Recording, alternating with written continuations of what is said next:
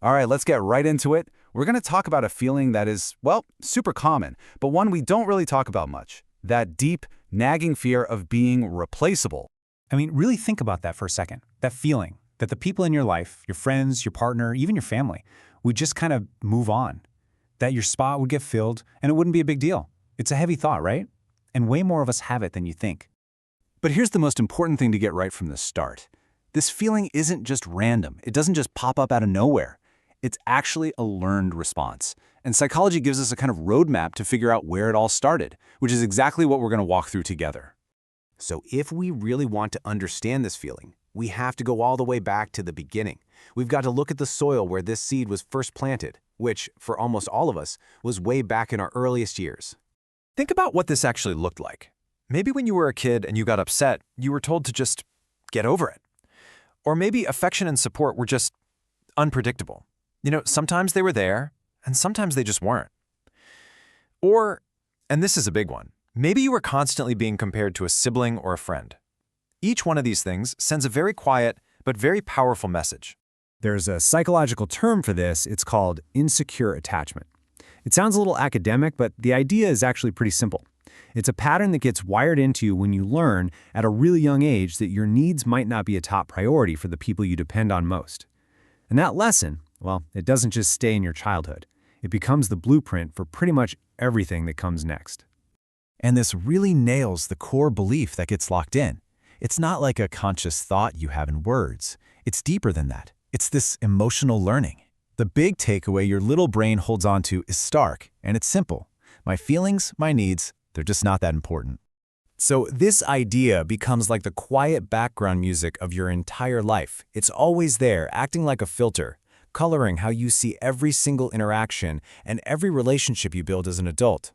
So if that's the root, let's talk about how it grows. Let's look at the branches. The specific thoughts and behaviors that start showing up in your adult life because of it. Okay, look at this. On the left, you've got these totally normal, everyday things that happen. But on the right, that's the story a brain that's wired to feel replaceable tells itself. A friend replying late isn't just about them being busy. No, it's proof that they've found someone better.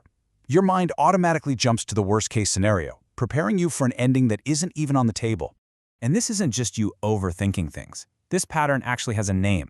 It's a cognitive bias. It means your brain isn't just passively seeing what's happening. It's actively on the hunt for any little piece of evidence that will confirm its oldest, deepest belief, that you're not important and you're about to be replaced. And of course, this leads to another huge branch, constant social comparison. You're not just looking at other people, you're measuring yourself against them. Your inner monologue just becomes this running commentary on all the ways you don't quite stack up. And the damage this does to your self-worth is just huge. Over time, constantly measuring yourself against everyone else convinces you that you are, fundamentally, the backup plan, the second choice. You end up walking around with this feeling of being less than, even when there's absolutely no reality to back it up.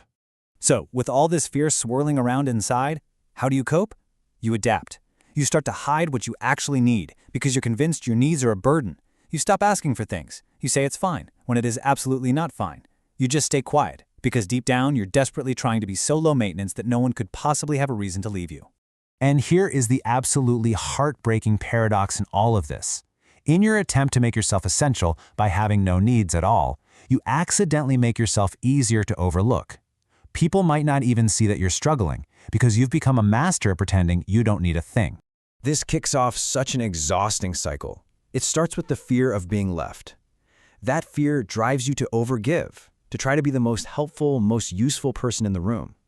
But the result is that your own value starts to feel conditional, like it's based on what you do for people, not on who you are. And that, of course, just confirms the original fear. You believe you have to perform, constantly, just to earn your spot. It's a treadmill you can never get off of. So after looking at the root and all of those branches, where does this leave us? It can feel a little hopeless, right? But what if we could reframe this whole thing? Let's talk about your unconditional place in the world.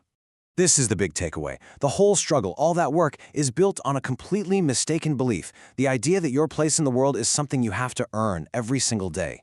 But the truth is, your place isn't something you have to audition for. It's something you just have, by virtue of being you. And I just want to leave you with this one final thought to sit with. Just consider it for a moment. What if all that energy you spend fighting to secure your spot was completely unnecessary? What if your place in the world was never conditional, never in danger, and was never ever up for grabs in the first place?